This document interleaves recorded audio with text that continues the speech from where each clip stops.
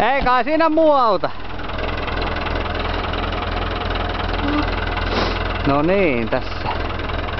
Saas nähdä kui äijän käy.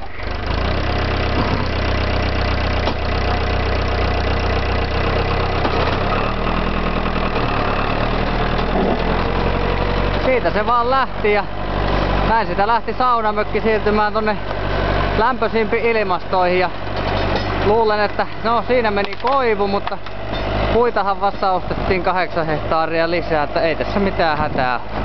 Ja näin matka jatkuu ja laulu soi.